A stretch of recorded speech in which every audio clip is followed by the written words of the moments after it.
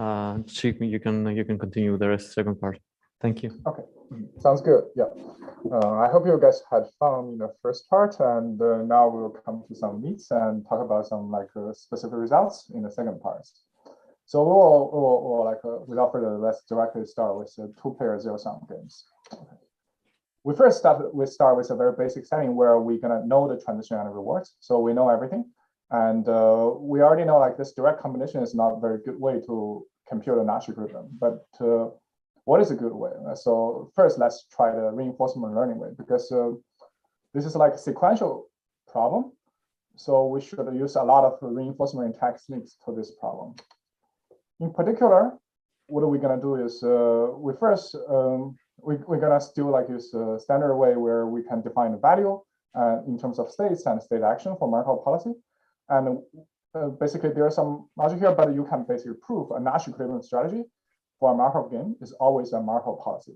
And in particular, because it's Markov policy, we can define the value for each state at each step, and also for each state action pair at each step.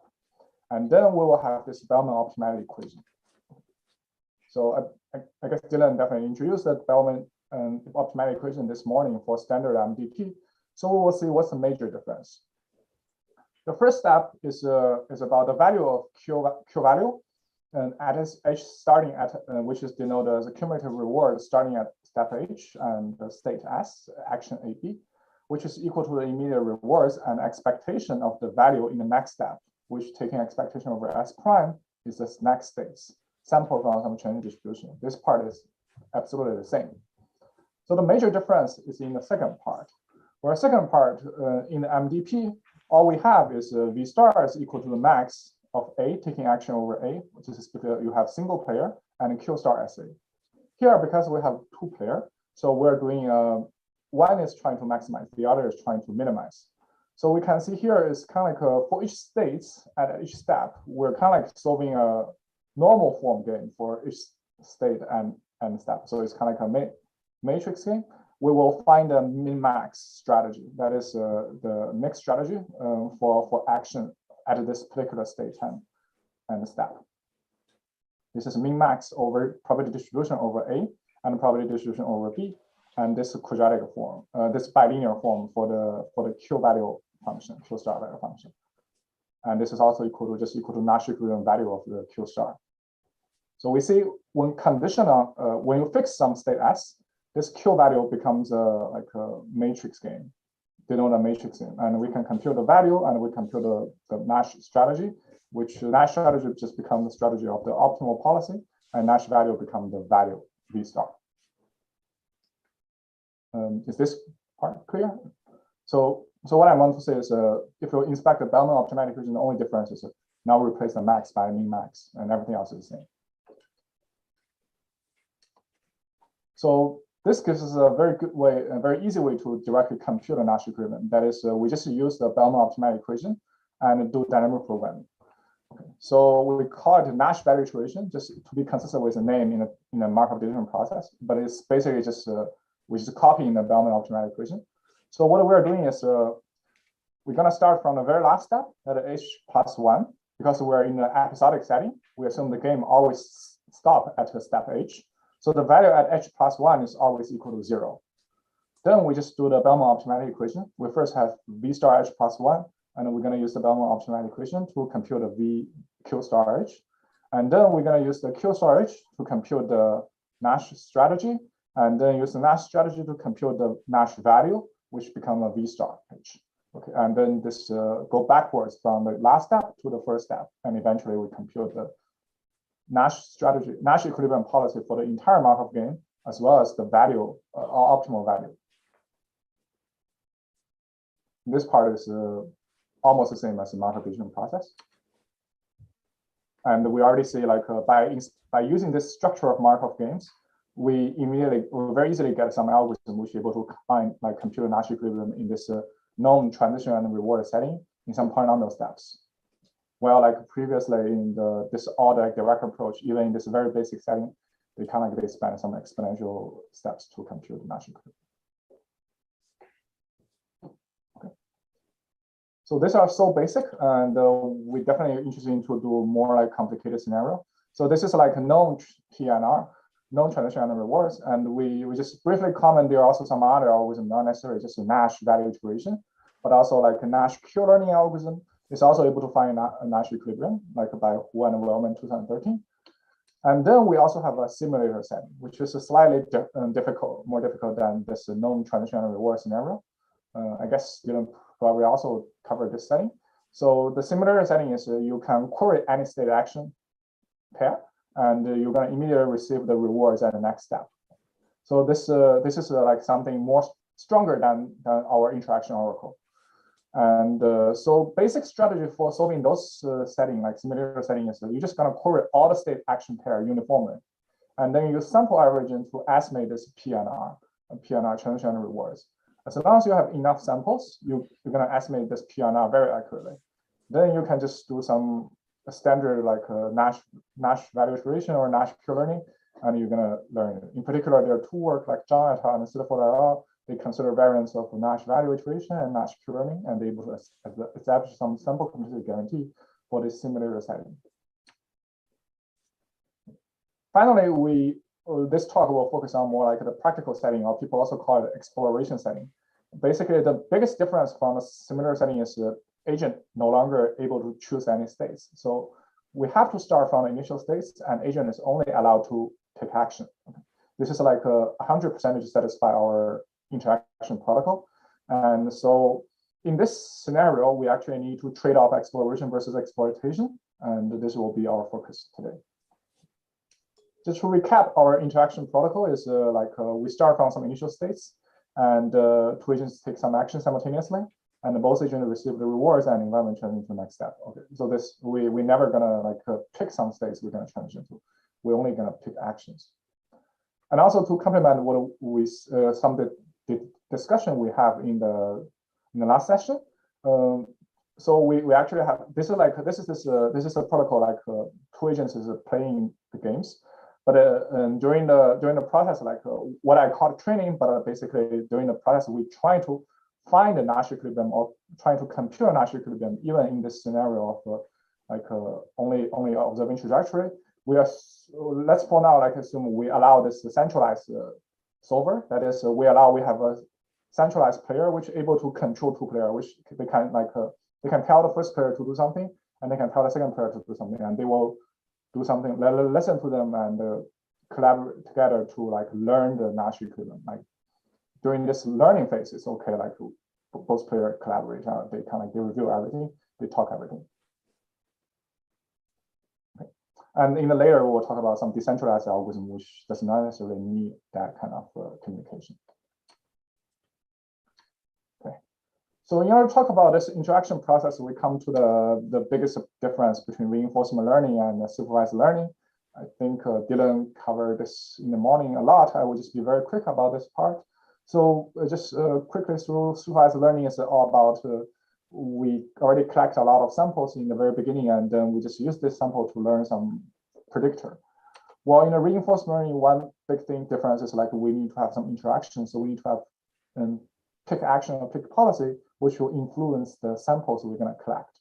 So this is a closed loop. So whenever we talk about some actions, picking actions, we always talk about some trade-off between exploration versus exploitation. This is the same for Markov game, also for MDP, also for bandits, for contextual bandits.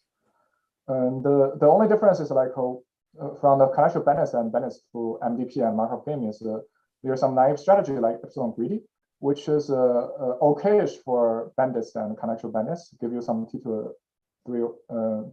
regret, but it's kind of terrible in this sequential scenario in either MDP or Markov games, which they will require some exponential number of samples to do exploration in the worst case. That is, if you do this exploration strategy, you will incur some sample complexity in the worst case, which is exponential in the horizon length h. So we all know one simple fix for that is we will use an alternative strategy that is called upper confidence bound, which lies the very core of designing all the proof efficient reinforcement algorithm for all the single agent setting and multi-agent setting. I will just skip about what is the UCB. I assume you already learned this from Dylan's talk. So this comes to our first algorithm, how we're gonna fix the original Nash value iteration to address the exploration setting, which you can think this is some counterpart, some counterparts of the UCB VI Dylan has talked about this morning. So basically, UCB VI is a value iteration plus some bonus UCB, and this optimistic Nash VI is, you can think is a Nash value iteration with some optimism or with some bonus. Let's just spend a little bit more time in looking at this algorithm on what it does. So if you still remember the Bellman optimality equation, the first step is more or less the same, except we add in a beta and minus beta. So this is because we maintain upper bounds and lower bounds. It's called optimistic because optimism is a way we're going to do exploration, but here we have two agents. So we're going to make sure it's not only optimism for the first agent, but also optimism for the second agent. Because the second agent is trying to minimize, so we also need to maintain lower bounds. So that's why we have both upper bounds and lower bounds. And the first step is just doing some transition and plus bonus and minus bonus for upper bounds and lower bounds respectively. And the other difference is instead of taking some expectation over the transition, which we can do in the scenario we know the transition and rewards. But here, because we only learning from trajectories, so we no longer have exact transition and rewards. We're gonna estimate it. So we're gonna use this empirical estimation of the transition to replace the true transition in our estimation. The empirical estimation of the transition is just the ratio of the counts, like how many times you observe this sequence of SAB S prime, and divided by how many times you observe this sequence of SAB. The key difference step is remember in the Nash equilibrium, in the Bellman optimality equation, what are we gonna do is we only have one single Qvalue, and we can do just compute a Nash policy of that single Q star, and we're gonna return some policy, and we use that policy to compute the V value. However, now we have upper bounds and lower bounds, and so one trick, so we kind of this come back to the very third point we're going to talk about here. We actually use so-called Crosscourt Equilibrium instead of Nash Equilibrium in this algorithm.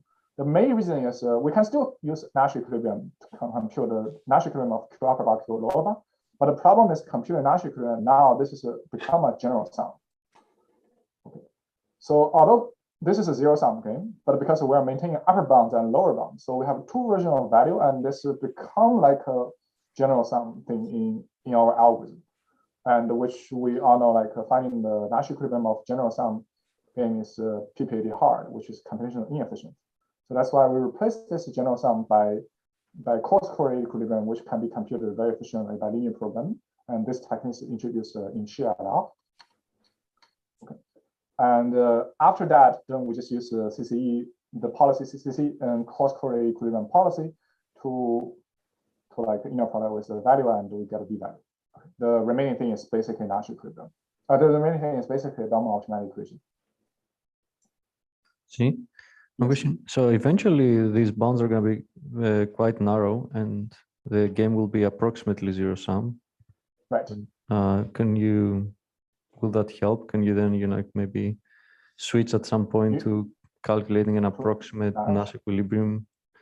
I think this you can ask Costas. I don't know whether some structure, if in general something if the two value are close, whether we can compute them efficiently.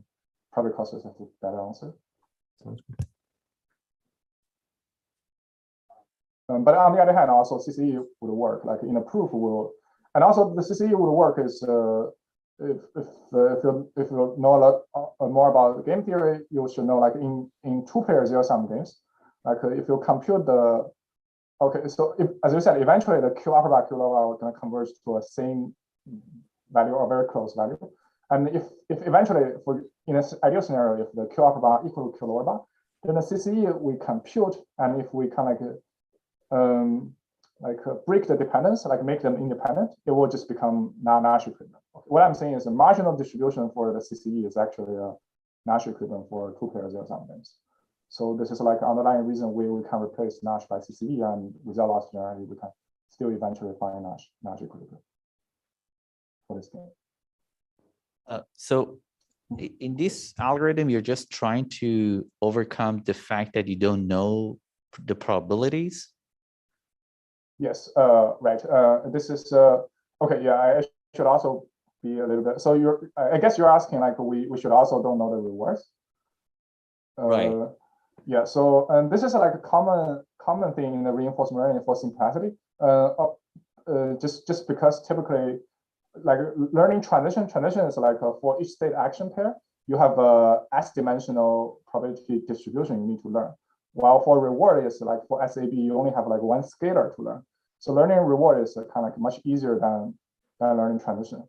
Of course, our algorithm can also be applied to learning rewards. Like you just replace this R by R hat and use empirical average to estimate R hat, and everything will go through. And then if you had exactly, you knew R and the probabilities, would it be equivalent to this Nash value iteration, or? I guess if you know R and you know P, and then you may make this bonus to be 0, then it is exactly equal to not the Nash value iteration. Okay. Good questions. So just to reemphasize our main techniques. First, we use the empirical average to estimate the transition probability, and then we maintain both upper bounds and lower bounds, and then we use CCE instead of Nash just to avoid some computational hardness. But this is suffice in a two-pair zero-sum game scenario. And this is our guarantee for this optimism Nash value iteration. So we say with high probability, optimism Nash value iteration will find epsilon Nash equilibrium of the Markov games in the following number of episodes, which is h cubed SAB over epsilon squared. And H is the horizon of the game, and S is the number of states, AB is the number of action for each player, and epsilon is like the tolerance of how accurate we want to find a Nash equilibrium.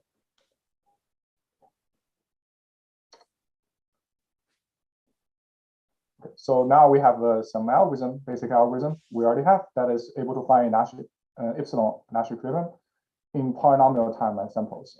So I think this should be considered as some equivalent of UCB-VI, which is able to now dealing with some exploration setting in Markov game. And it should also be considered some like basic results. And on the other hand, we can also inspect what is the tidiness of these results. In particular, we can prove an information theoretical lower bounds, which is h cubed S max AB over epsilon squared. I will talk about this lower bounds because the lower bound is like it's kind of lower than upper bound. So this is actually very easy to prove. We can think a very simple scenario where my opponent is like just a dummy player. He only has one action. So in this scenario, my opponent is not affecting anything. I'm just playing a Markov decision process. And the Markov game should be harder than Markov decision process. And in Markov decision process, we already have h cubed SA over epsilon square lower bounds. So this is basically just to directly extend the Markov decision process lower bounds to this Markov game lower bounds. Okay.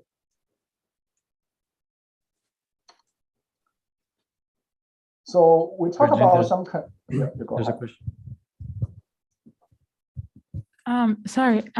So what do you mean when you say with high probability, and what typically prevents this from finding the epsilon Nash equilibrium in this many episodes? Prevent finding it? You mean what happens in a low probability case? Yeah. And what's typically the problem that? This is because we always estimate this transition by a sample average. There's some low probability event. This average does not concentrate to the true transition, and where you have a very biased estimation. So this high probability means like with probably 1 minus delta, and the episodes is gonna only depends on log 1 over delta.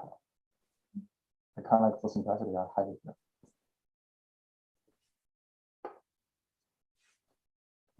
Question? Chat. Is this theorem for zero-sum games? Yes, I'm focusing on two-pair zero-sum games right now.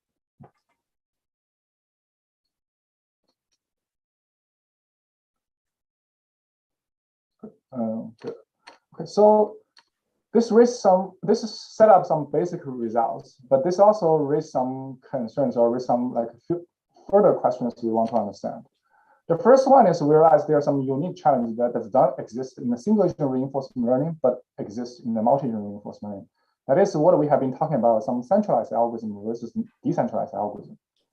So our optimistic Nash value iteration is a centralized algorithm because that requires you to maintain a value function for this Q upper bar and Q lower bar. Basically, you need to have a centralized solver and help both players to solve this CCE of this Q upper bar and Q lower bar, and then CCE is like a correlated policy. So you also need a centralized server to like instruct both players how to play the policy to collect data. However, on the other hand, in practice a lot of times we prefer decentralized algorithm. Decentralized algorithm has a lot of meaning in like distributed optimization. Probably has some different meanings. So here in this multi-agent reinforcement learning, people usually mean decentralized algorithm by means each agent just ran some algorithm themselves without talking to other players. They might initially say, "Oh, all of us are gonna run the same algorithm," but during the execution, they never like communicate with others.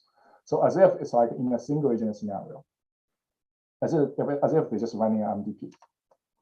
So decentralized algorithm has a lot of advantage over centralized algorithm. It's easier to implement because you only need to implement a single agent algorithm. Then everyone running a single agent algorithm, you're already guaranteed to find Nash equilibrium, which sounds like very good.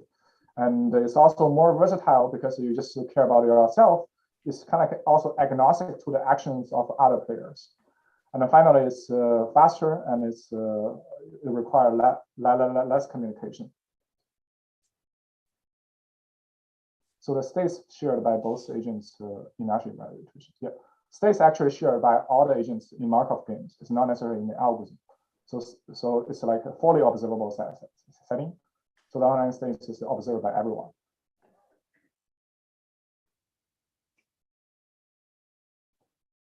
Okay. And so this is a first challenge.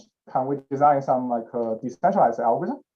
We also know decentralized algorithm just means everyone runs their single agent version of the algorithm, but they can at the very beginning they say all of us are going to run this particular single agent algorithm. So it's not no regret learning. It's just decentralized algorithm. The second one is we're also kind of interested in bypassing the estimation of a Qvalue. Why we want to say something like that? And this is because most single agent reinforcement learning actually relies on estimating Q star or the Qvalue. Like no matter Q learning, value iteration, or model-based algorithm, eventually they relies on like computing the value function. Even like a lot of function approximation algorithm relies on like estimating the Qvalue. However, we know in Markov games, the biggest thing is the Qvalue function now has an entry SAB. Sorry, it should have HSAB entries.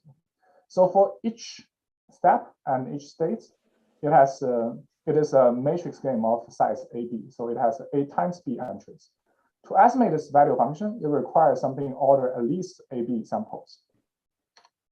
However, we already noticed the lower bounds, information theoretical lower bounds we have is not A times B, but it has a max AB.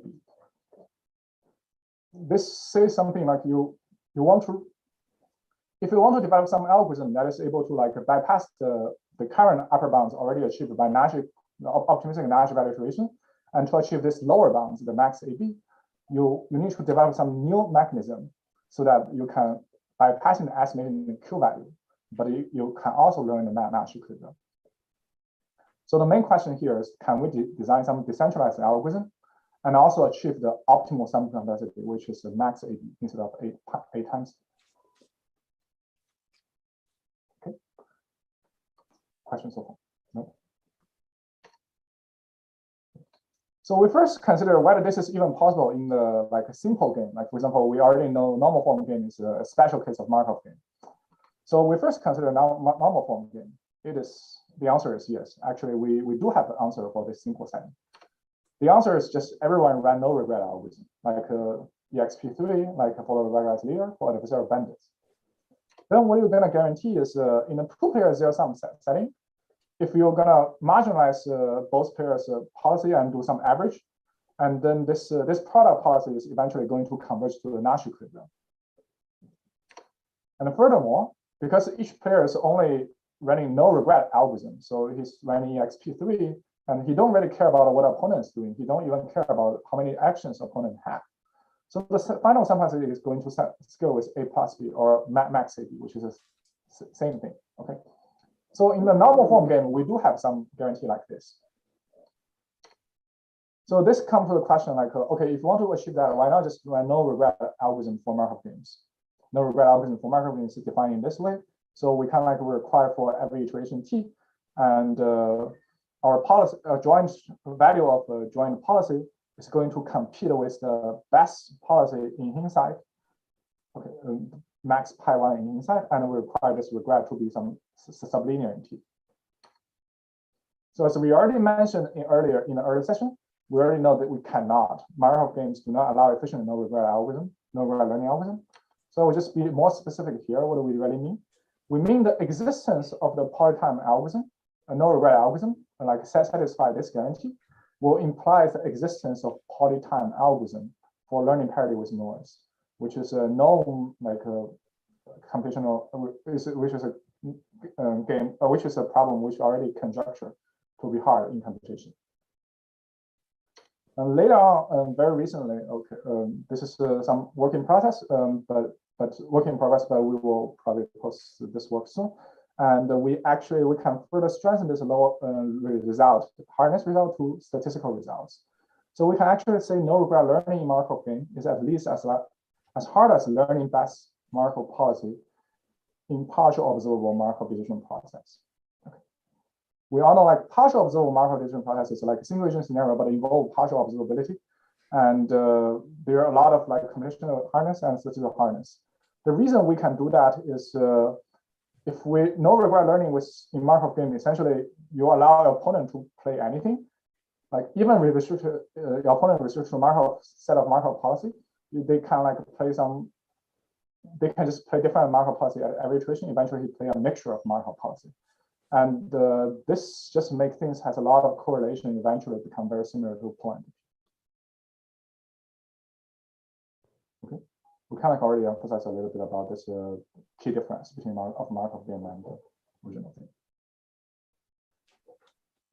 However, on the other hand, we also know no regret learning is only like a sufficient condition for finding Nash equilibrium.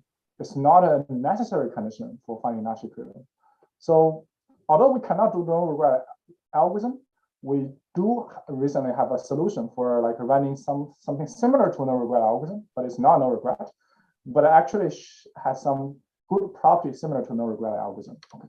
So this is an algorithm we introduced in 2020, and later we kind of simplify the algorithm. So this is the way we presented in the new paper about the algorithm we call it Vlearn.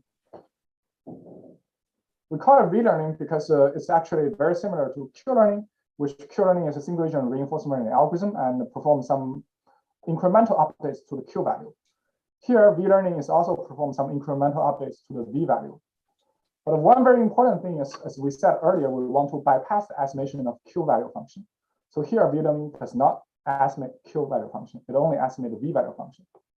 Let's look at the algorithm. So the algorithm is basically quite simple. We can just describe in this many lines. We have we kind of like first for episodes K from 1 to capital K. This is just a standard for reinforcement learning. Then we also take steps from H1 to capital H. In every step, we first take an action that is sample from the current policy I maintained, and then I observe rewards and the states. This is just the standard thing which I execute a current policy, and I observe rewards and the states. I collect data. Then the key part is how we update the policy and value. First one is just counting. We kind of like adding a counting of I visited SH to be +1. Next thing is the key update equation. That is, I update the V value equal to 1 minus alpha fraction of the previous V value plus alpha fraction of the new updates I observe. That is immediate reward I receive and the value of the next states plus some bonus. So far, this is the same as Qlearning with up confidence bounds, but the only difference is like this is replaced Q-value by V-value. But one major drawback of replacing Q-value by V-value is like we know by Q-value, it immediately instructs me what is the policy I'm going to play. Because I can inspect the Q-value, either I play greedy policy of the Q-value, or I play some Nash equilibrium of the Q-value. However, for this multi-gene scenario, for this V-learning algorithm, if we only have a V-value, then we don't know what is the policy I'm going to play. So that's why we need to use some adversarial bandit algorithm in this scenario. So we're going to maintain an adversarial bandit algorithm for every state at every step, S and H. So what we're going to do is we just feed in the action I just sampled from this pi. And I also feed in the immediate loss, which is the reward I immediately receive. And then the value, which is only on the estimated value of the next step I have. I use this as an adversarial loss feeding to the bandit algorithm. So this bandit algorithm can be EXP3, can be mirror descent, can be followed by as leader. And eventually this bandit algorithm gonna return me the policy, and I will use this policy as a policy for V value, for V learning. So this is a single agent algorithm. I want to repeat, and the major difference from the major difference of this algorithm and the Q learning is we update on V value, and then we use a bandit algorithm to update the actions. Okay. And in fact, the way we choose the learning rate is exactly the same as Q learning.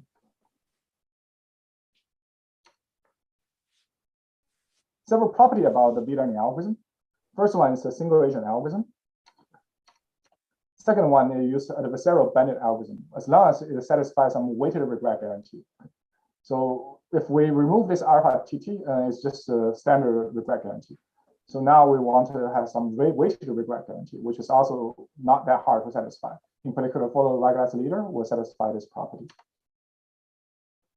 And finally, it has no regret guarantee for each state with feeder loss, just because we're running a no regret algorithm for each state. But I also want to emphasize it is not a no regret algorithm for the whole Markov game. It's only no regret for each state and also with feeder loss, but not the no regret algorithm for Markov game. It turns out this is sufficient for us to get some good property for learning multi-agent reinforcement learning. So our setting is we just basically for both agents run V-learning independently. So this becomes a decentralized algorithm because V-learning is a single agent algorithm. So both agents just run a single agent algorithm, so they don't need to connect it. They don't need to talk with each other. And the adversarial bandit subroutine, we're going to use this follow the Weierstrass leader. And this is a guarantee we proved with Yu and Tension in 2020. We say in two-player zero-sum Markov games, we run V-learning with follow the Weierstrass leader as a subroutine. We'll find epsilon optimal Nash equilibrium in the following number of episodes. That is h to the fifth, horizon to the fifth, and number of states. And most importantly, we no longer suffer this A times B complexity. We only do max AB over epsilon squared episodes.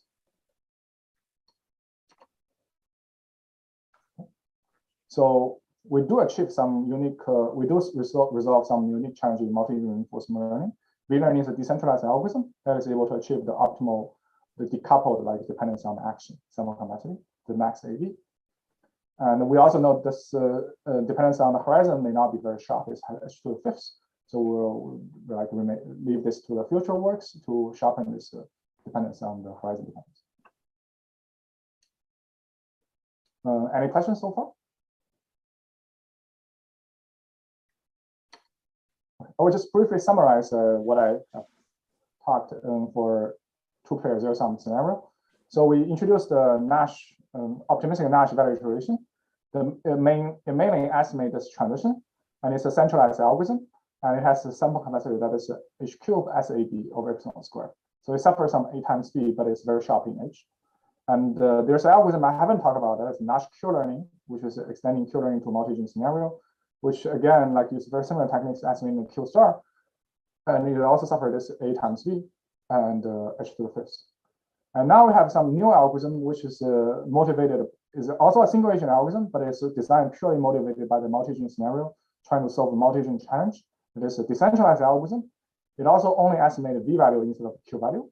and achieve the sample complexity, which has a max AB instead of A times B. And in this part, it matches the lower bounds. To summarize what I want to talk about for the tabular two-player zero-sum games.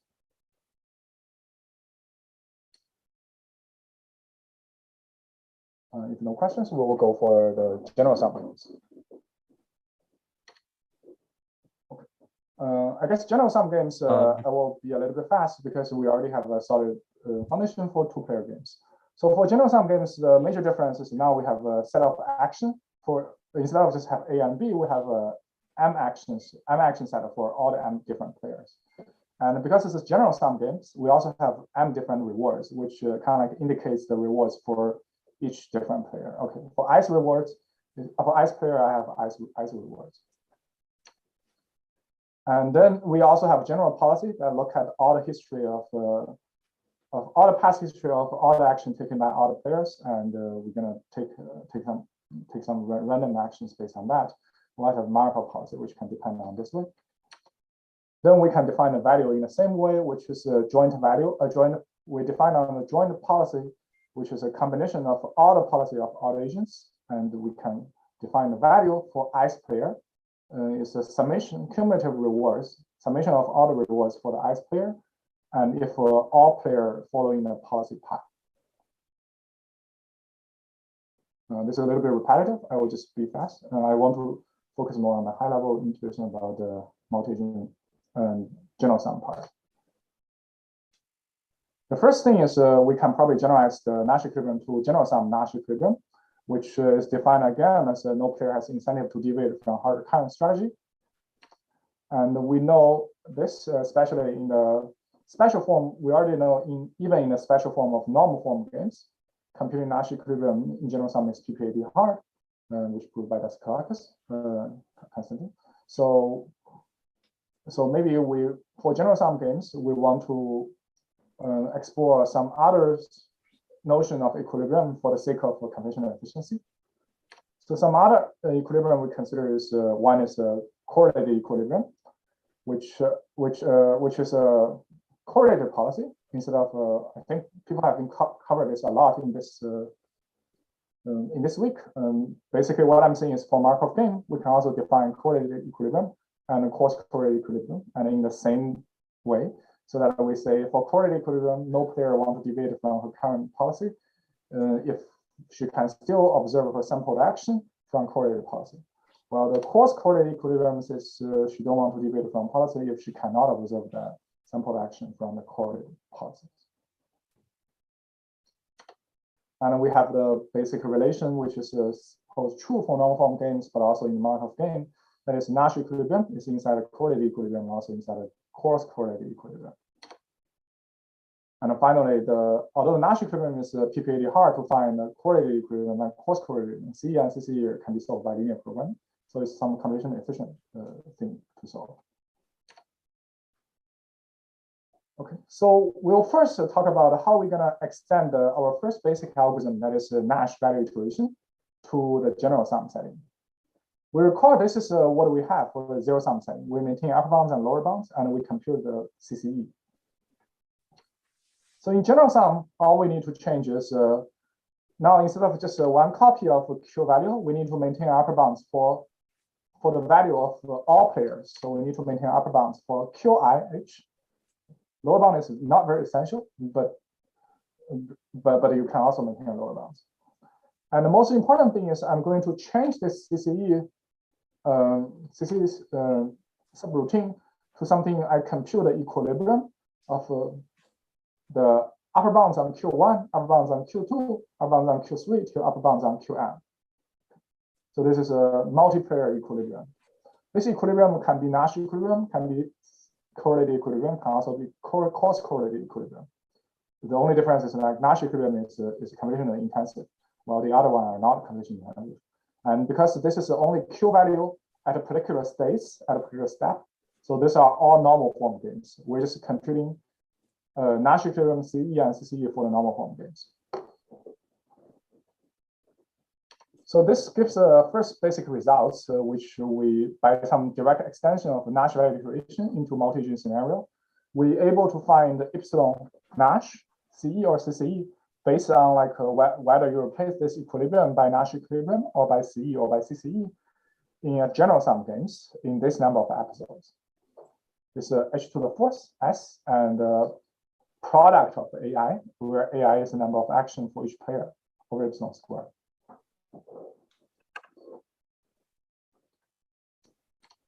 Any questions till now? I guess you can imagine this is like direct extension where in a two-player setting, this is like AB. Well, here we get a product of AI. Sorry, we actually have S squared here. We have additional dependence on S because the Nash and C and CC in general sum game is not unique, where you need to pay additional S.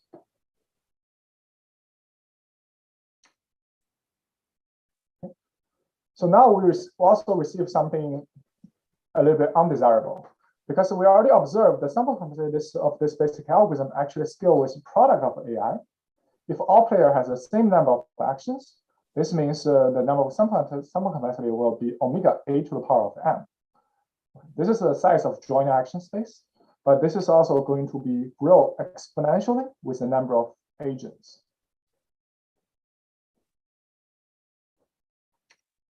So the main question here is, can we achieve some poly-M sample complexity? So which we call this like curse of multi-agents.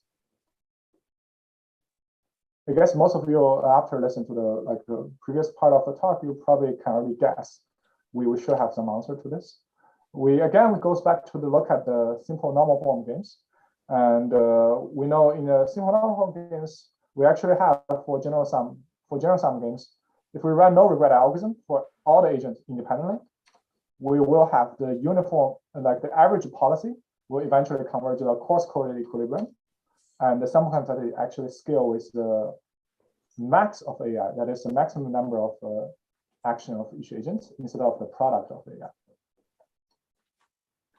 And similarly for Crosscourt Equilibrium, we actually can also achieve similar thing. But the only difference is we should not just run no regret algorithm, but we need to run no swap regret algorithm.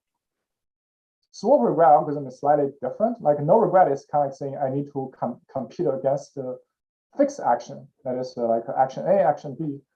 And the swap regret is kind of like saying I need to compete against some swapping of my policy. That is, for example, for all the iterations, I take some action A1. What if I just swap that action A1 to A2? And would that help? Like I want to compete with all the possible swap of the policy. And we will see, and the swap regret is actually a stronger guarantee for regret. So any algorithm achieve low swap regret will achieve low regret. So if every player is running a no swap regret algorithm independently, the average policy will also converge to a Crosscourt equilibrium. And the sample complexity is just slightly higher. It's like the max AI squared. So this gives you an idea. We already have for Markov game, we kind of have some equivalent version of no regret algorithm is like this Vlearning. So why not just do this Vlearning? We recall this Vlearning, we have this adversarial bandit update subroutine. So we can plug in this adversarial bandit algorithm to be no regret algorithm. We can also plug in it to be no swap regret algorithm. So this immediately gives us some guarantees for Vlearning with for finding CCE and CE in the general sum games. So Vlearning with follow as leader will find epsilon version of the Crosscourt Equilibrium in this number of episodes, where we no longer have the explosion of we no longer have a product of action. It no longer has curse of multi-agents. Instead, it only has max I, AI. So the largest number of actions. And we also have Vlearning with this no swap regret algorithm, which is follow regret leader swap. And it will find epsilon version of the Crosscourt Equilibrium in this number of episodes.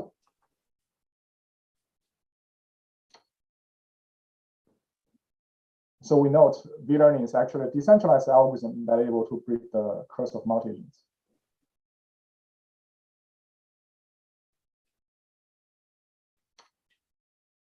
So finally, I just want to summarize very briefly about the sample capacity of Vlearning of learning Markov games. So this kind of gives us a complete picture about what we can already know, like for two-pair zero-sum games and multi-pair general-sum games.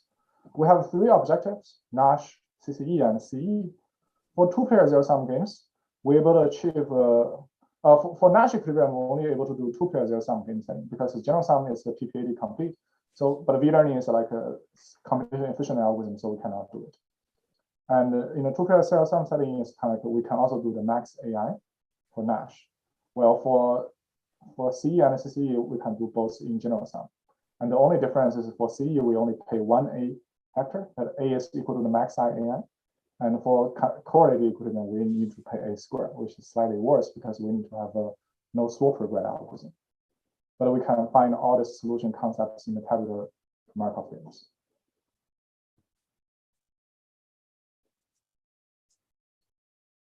Okay. Any questions till now?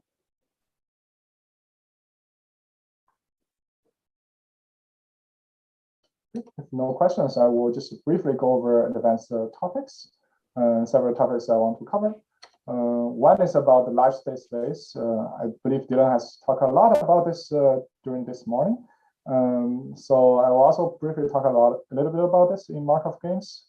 I think the reason is also it's not very well developed in the multi-region scenario yet, but in a single region, a lot of work is doing that. So the challenge is, again, the large state space, because we kind of so far we have been focused on the tabular setting where the number of states and action are kind of like small and finite.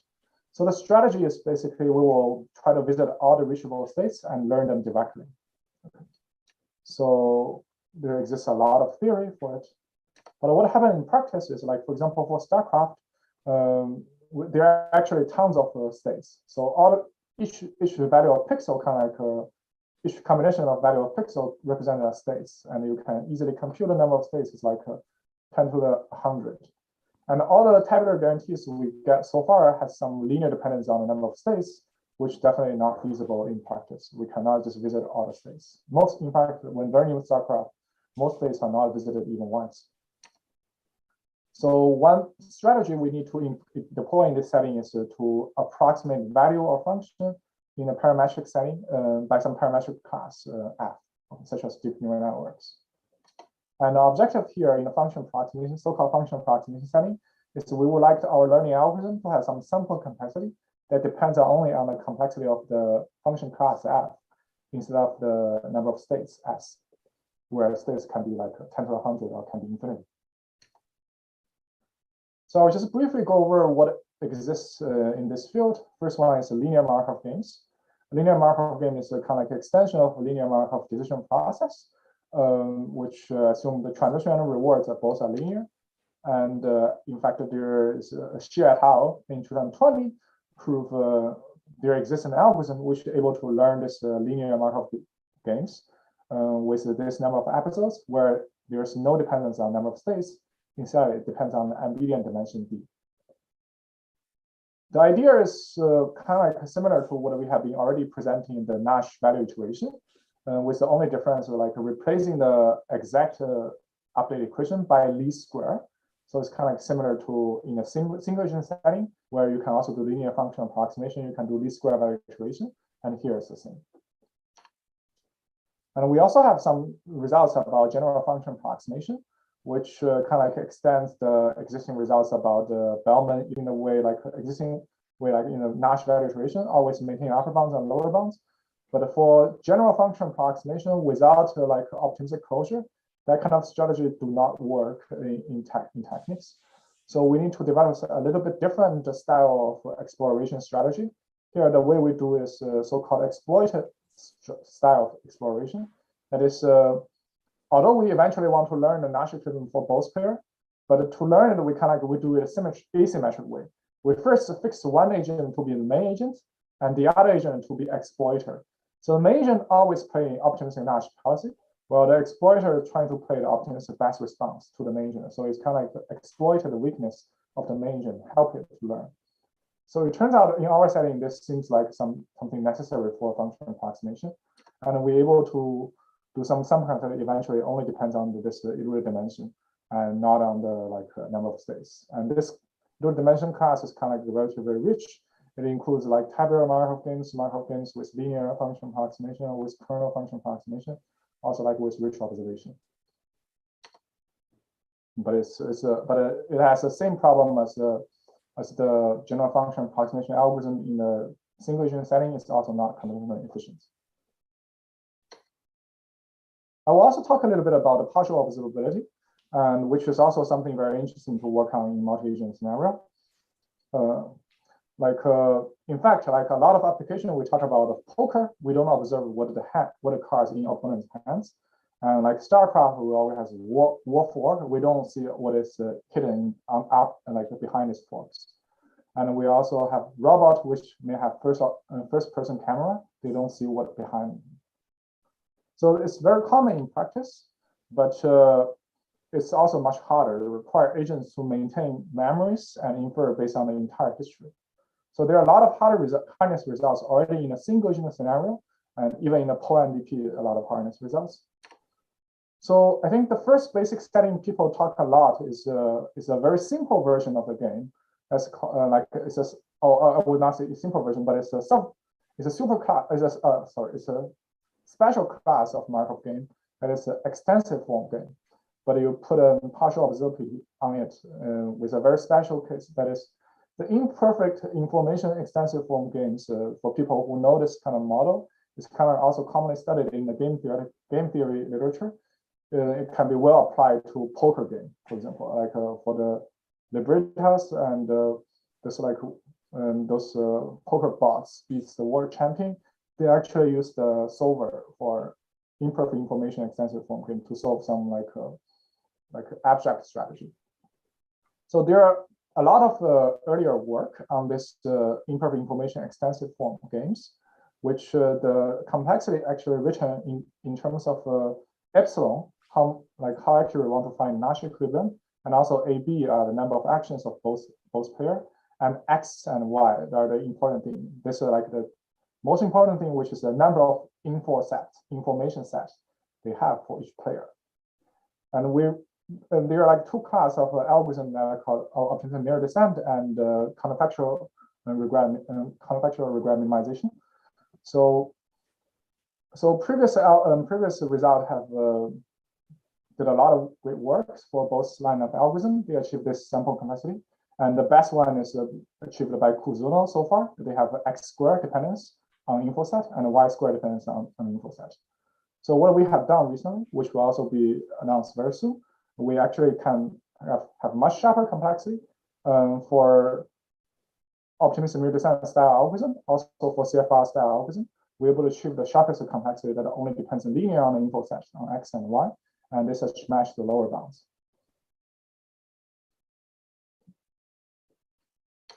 Finally, we also have like a general partial observable scenario, which is not necessarily extensive form game, which is not necessarily emission in terms of this info set setting.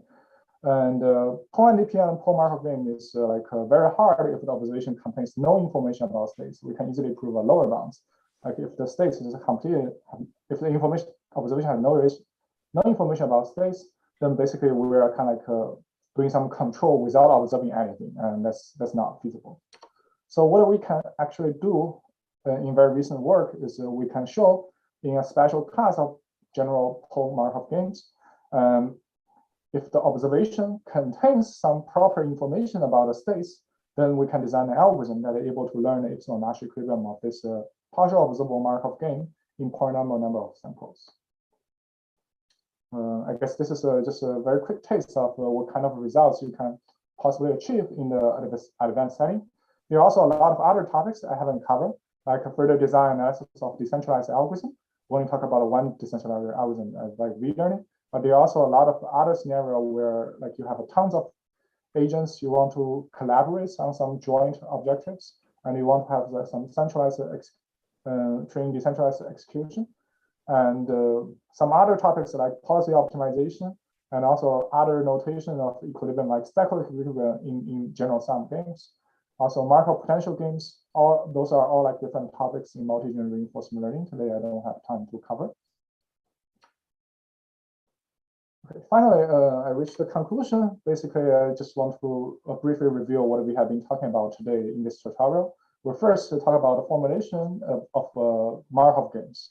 And the objective, we want to find Nash equilibrium, and later we want to find the Crosscourt equilibrium and the correlated equilibrium, very similar to normal form games, but it's slightly different definition. And then we talk about some direct combination, like very direct approach, which directly use some best response based approach of a game theoretical algorithm combined with single agent reinforcement algorithm. And we kind of argued why this naive approach doesn't work.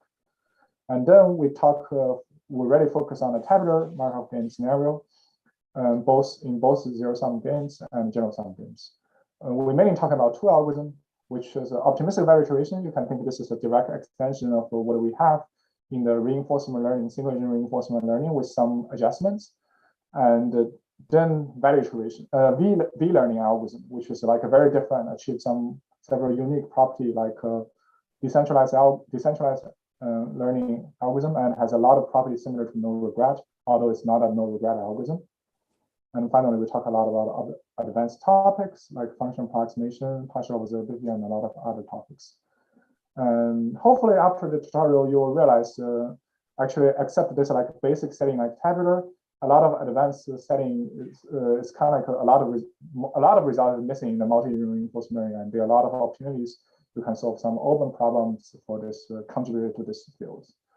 And that will conclude my talk. And thank you for listening to that. Thank you, Jay. Thank you very much.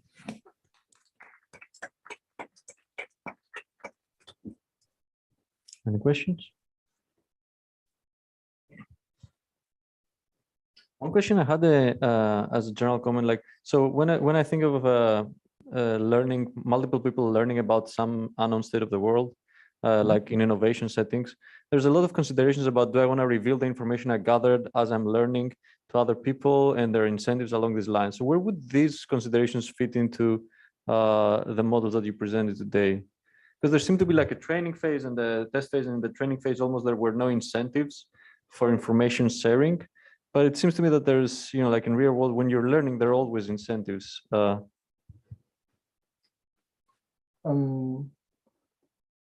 think this is also something which I haven't talked about in the multi-agent. So yeah, I think so. Today's focus is more about just directly finding a Nash equilibrium and a Crosscourt equilibrium. And I think what you talk about is more like an online setting, which is more close to like a no regret setting. We already know no regret cannot work, but there might be some other things you can work. Like you want to against some unpredictable opponents, like possible adversarial opponents, and what is the strategy you want to do in that scenario? And I think that's also a very good question. And it's, I guess the major problem is it's very difficult for Markov game to admit efficient solution for a lot of those question formulations. But it's possible you can come up with some formulations which we can see is feasible.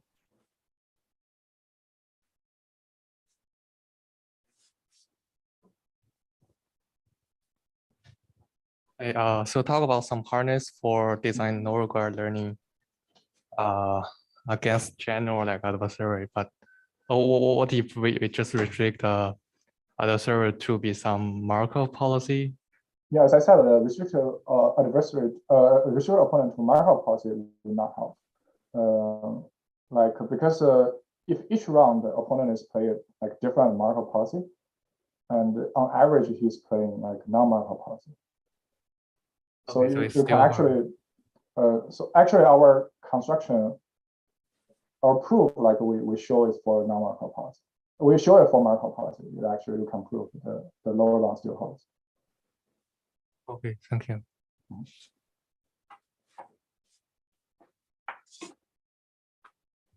Any further questions? If not, then thanks, Chi. Thanks for the wonderful tutorial.